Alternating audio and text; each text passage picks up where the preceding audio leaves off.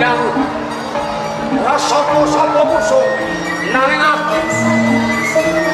aku gelem bali oleh Kadipaten Rembang yen wis bisa ngrangket kasat.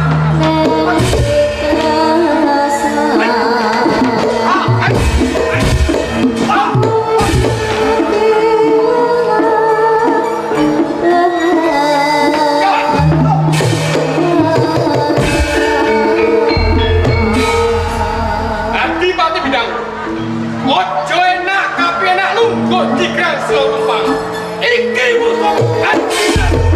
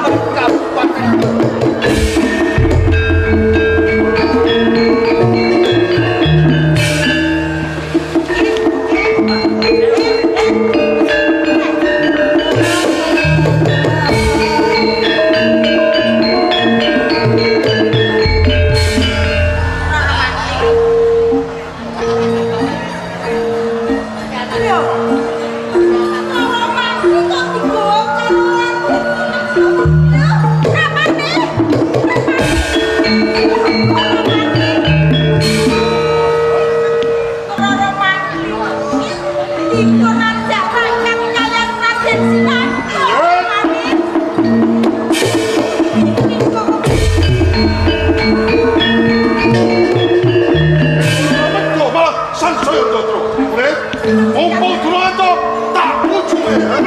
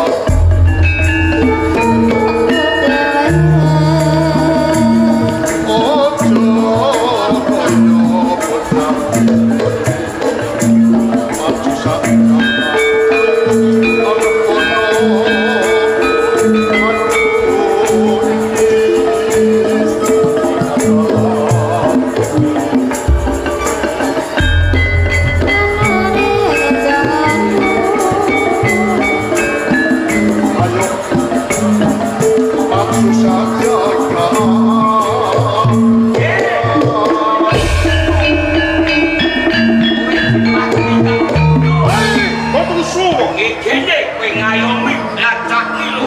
Kang Nenengko ana ing Okal. Kabeh terusah. Nek kenapa? Wes saiki sumawari nudul marang putri kula. Pancen aku nak kowe lagi lacak iki lho. Ayo adem kono. Bang aku bilang, kuat pecah. Kau mati. Langsung mati.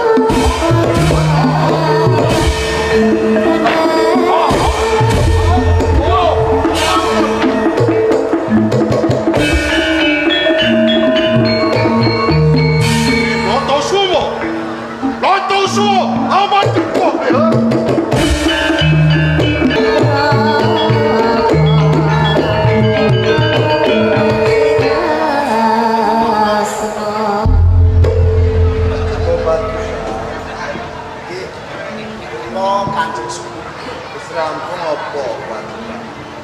Sedaya kala wau pikantuk berkah sopan Kanjeng Sunan wiwit saking pakaryan ngantos kewajiban kula pinangka dados anak murid utawi siswa ing Kasunanan Bonang kula kinten kok boten wonten ingkang jiwan. Alhamdulillah. Ya. Pakaryan kang becik kuwi terus lariaken. Jadi kuwi iki murid sing tak tresnani. Lha aku mung mriki kepengin dirunggan karo kowe. Kowe minangka murid sing tak tresnani. Barusan iki kula sawise kowe nampa piwulang sholat. Ora liya ajaran Islam. Untuk manfaatno khairun nasi anfa'uhum linnas yen sedaya ngono kudu hablu minanas wis rawuh karo manungsa yen wis rawuh karo manungsa srawung marang Allah hablu minallah yo srawung karo tangga teparu. Nek wis rawuh karo tangga teparuh aja lali karo salat. Iki abdu minallah panembah marang Allah wa ajalah.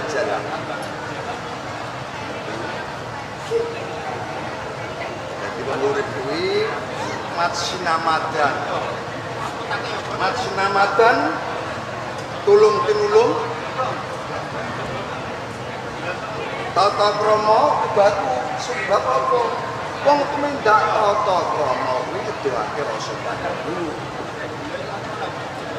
ajaran Islam padha karo ajaran Jawa padha mula tetep aja ninggal kasusilaan Muladane aja jiwit awake liyan nek krasa lara mila ampun ngapesi ya kuwi sebab yen perlu kita tularno ketemu kanca-kanca kandhanono ajak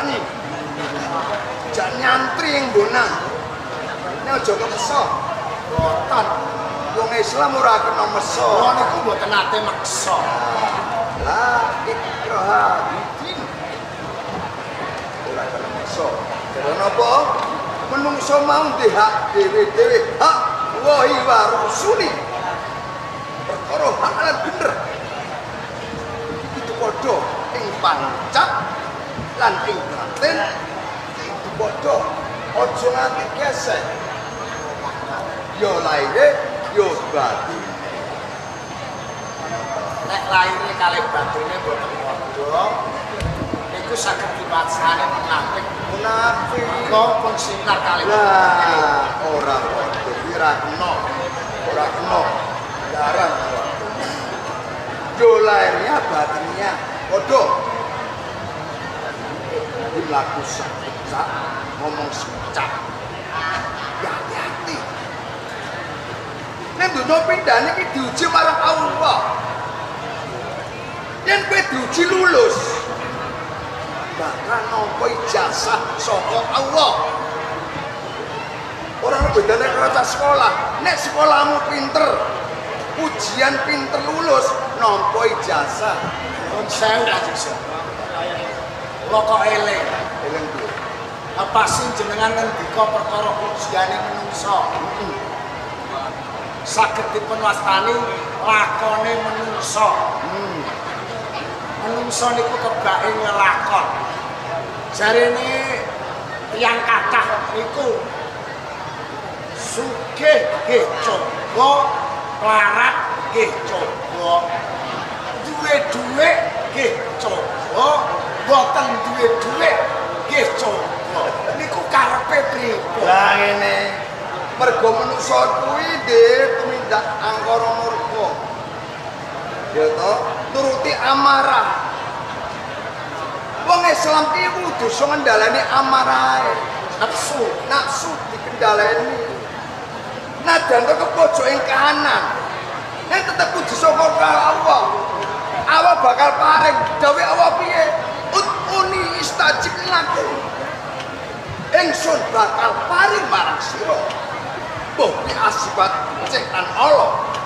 Baton benerang ngon njaluk lan ngerti carane njaluk ingsun tetep paring. Nggih, Kanjeng Sunan. Ya ta.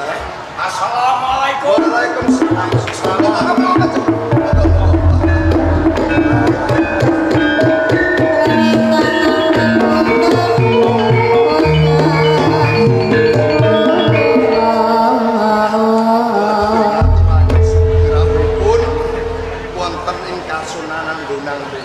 Salam taklim kula kadul.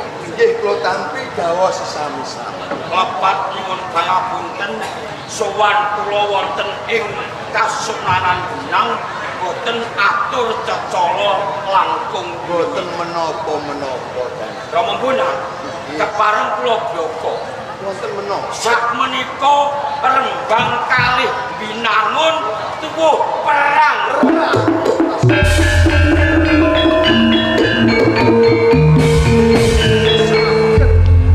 Binaan karo bangga perang perkara napa? Perkawisipun Kang Mas Dipati Rembang menika sampun ngayomi tiyang saking hingkanane neneka ing Gunung Ogalagil kang katelah Blacak Ngilo.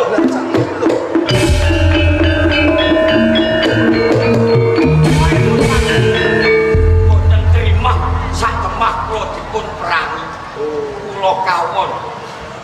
Rama Bonang pengabaran sing kula tampa sak sampunipun Blacak Ngilo neneka teng Gunung Ogalagil menika kathah nom-noman kang sami kepilut awit napa jebolipun Blacak Ngilo menika nggawa candi nggih saking Sailor saka Spanyol tumuju tanah Jawi nggawa candi kula gumun sinten tiyang ingkang gelem ngunjuk candu kala wau dados pendereke Blacak Ngilo.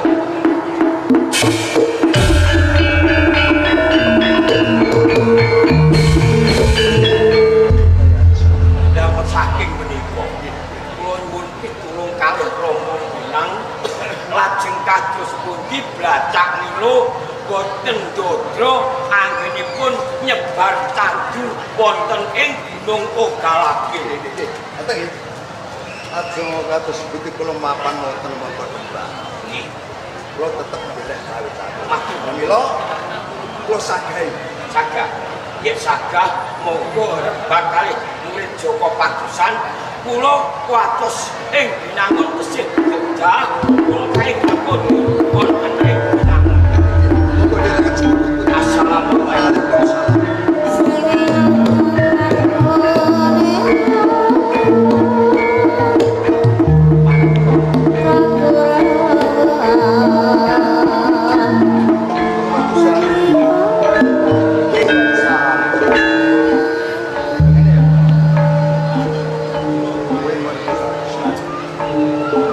Siapa lampah? Tapi temu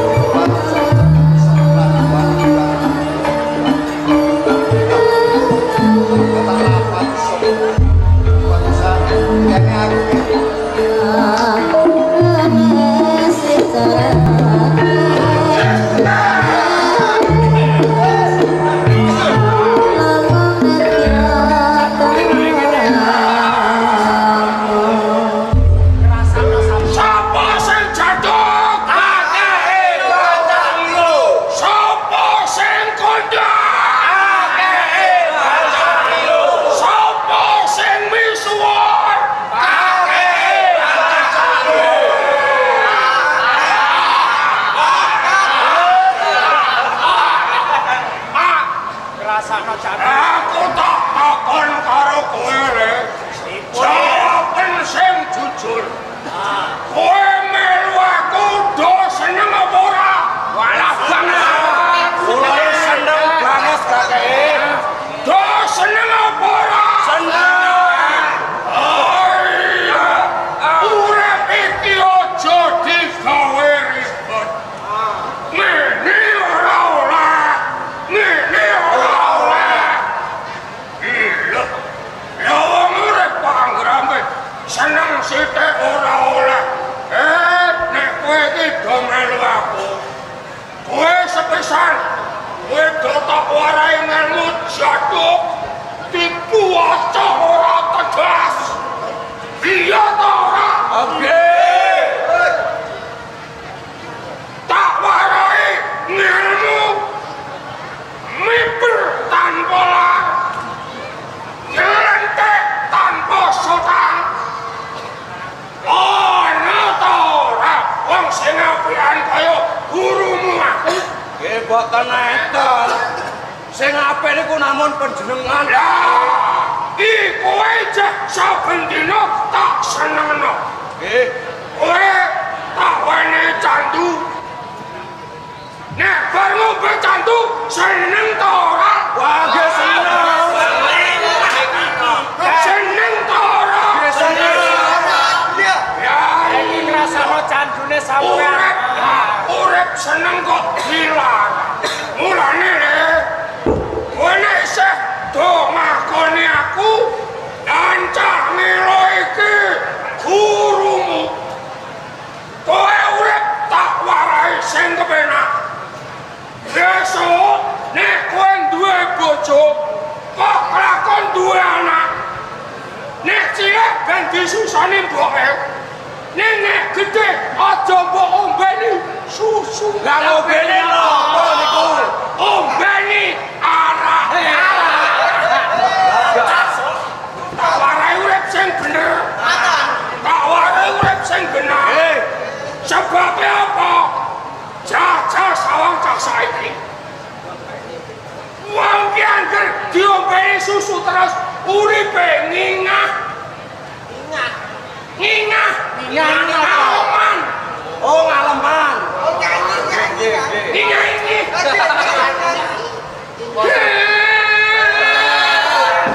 Angger dianu sithik.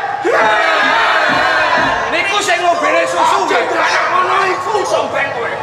Mulane angger gedhe sithik aja mbok ombeni susu, ombeni arak. Masuk. Cocok pakai cocok. Cocok ta ora? Cocok niku cocok. Jane. Yo butuhe ngene lho, Le. Saiki iki jajal. Bocah cilik-cilik iki nyelok mboke dhewe mbok kon mbok saiki gak gelem. Lah nyeluke napa? Nyelok bapake, bapak yo ora gelem. Cah saiki jajal anggur diceluk. Mboke diceluk. Nyelok karo mboke dhewe. Ora gelem. Wah, gelem ta ora? Ora ono. Cah saiki nek nyelok. Mama. Lah nek nyeluk bapake pripun? Pripun? Nek nyelok bapake papa. Ape bokol ta apa? Nyelok gayangane dhewe ta. Sing ora-ora. Pripun ta? Kowe iki ben senengake maneh. Kowe gen kerasan. Ya kuwi ana bocah-bocah yang arep gamelok ya jak. Jarene ben guru ning Gunung Galagel. Nggih. Guru ben kondang. Sapa gurune Gunung Galagel? Kakake Baca Ilu. Sapa sing kondang kakake? Baca Ilu. Nanggap sindir, Cung. Sindir gak dinaga. Ayo gak. Ayo gak. Niki gak cocok. Ini ada. Aku ki atiku lara. Bondo aku. Bondo. Pripun? Bondo pripun? Aku ki tau nanggap sindir jenenge Vera. Ora gelem Niku lek sae boten. bocah ayu kok sae tak tanggap ora gelem. Mulane sing ndek kowe ae sing apa bayarane kurang. Kurang apane? Ndek Cung. Wong iki gelem jaluke piro? Ngoten. Panene sak jaluke tanggapan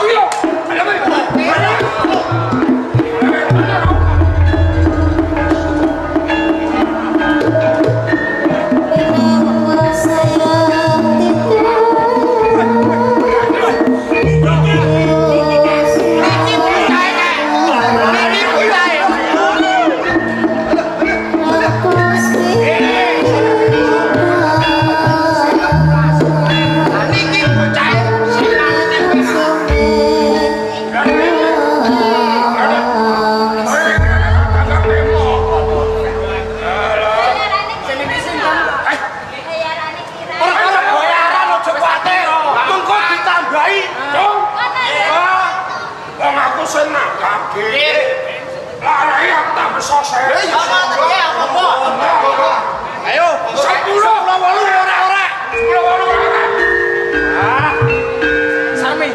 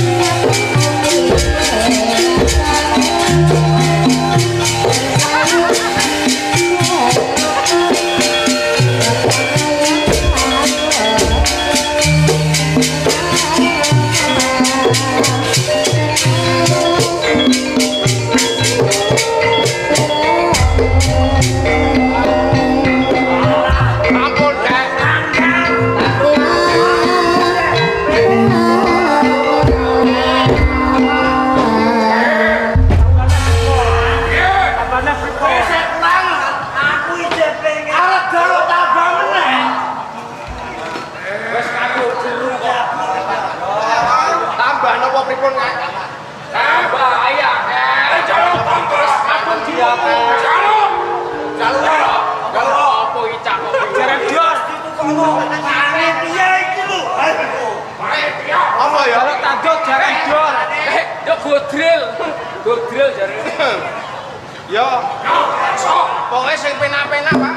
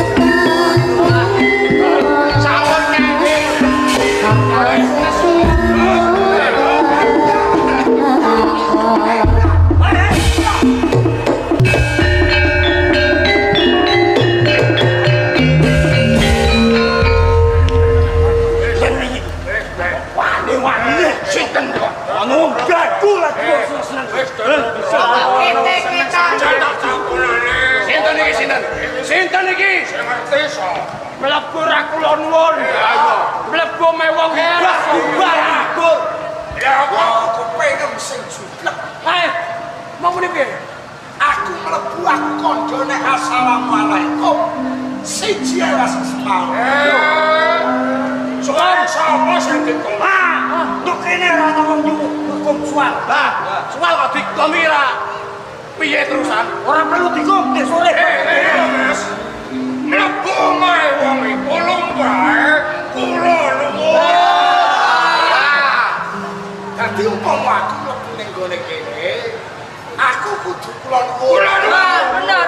Oke. Senajan to aku nganggo tembung kula nuwun, aku wis nganggo tembung assalamualaikum. Ora ana soal dikom. Cukup apa wong iki lho. Iki tiyange pekok.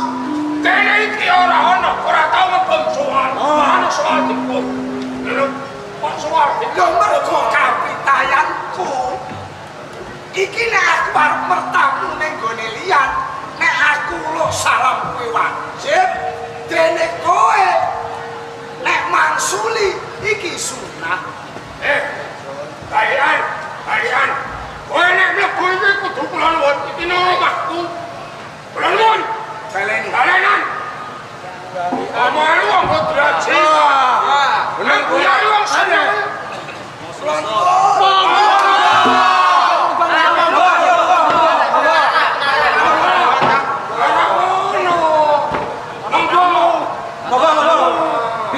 Ini dilapi. Supaya resik. Dilapi. Monggo ana Matara. Ini kok petentang ame dong gendut kok. Sampeyan sing kleru, Mas. Sampeyan ini ngomong nek kula nuwun dimanggah. Niki nyuwun sewu.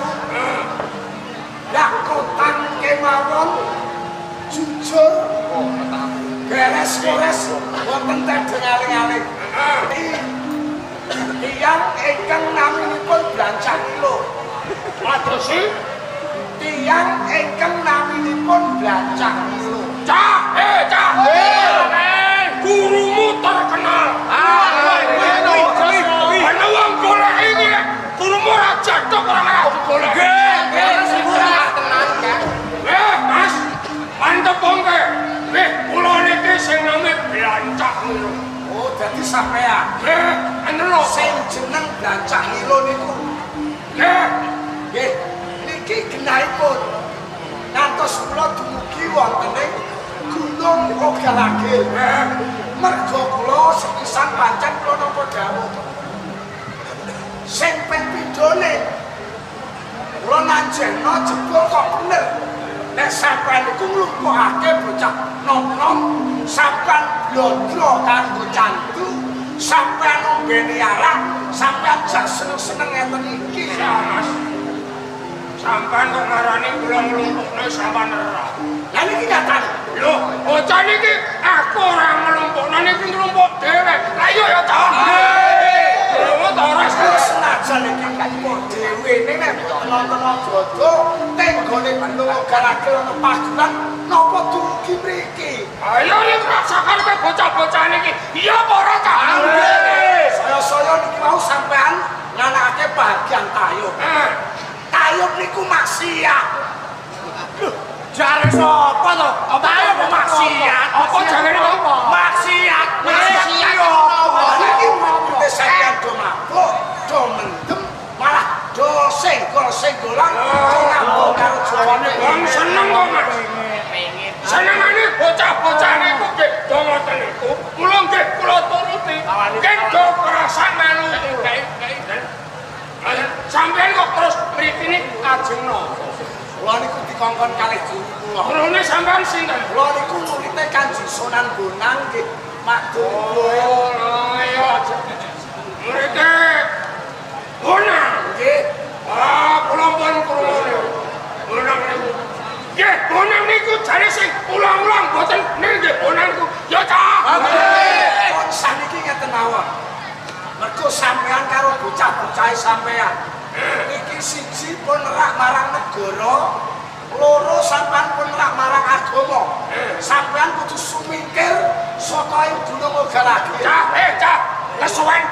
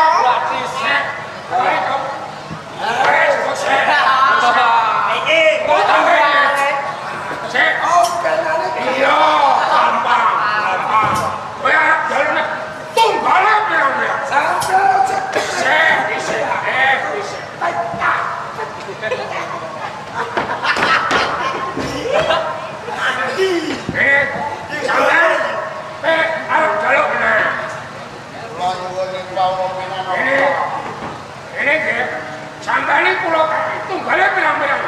sampean sabile dose. Sampean ora usah tuku. Sampean tak gawe kuwi ning aku njaluk karo sampean. Mergo sampean iki tenane diploro karo Sunan Bonang to. Jaya. Bagus, Ten. Aku sampean iki uripe diploro karo Sunan Bonang. Lah, ngene sampean balik wonten Bonang. Sampean iso mentungi Bonang. Gopoe Bonang, gedene nganti mateni Bonang. Sak bludose sampean tak.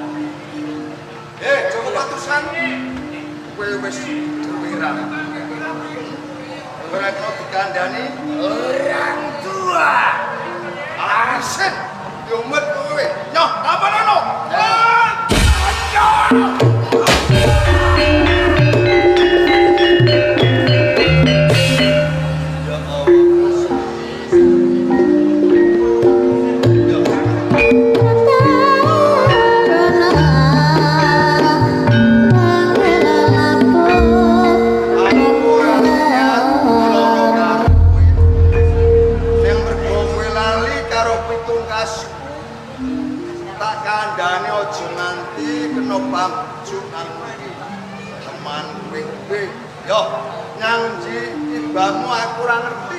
Wis poso borong.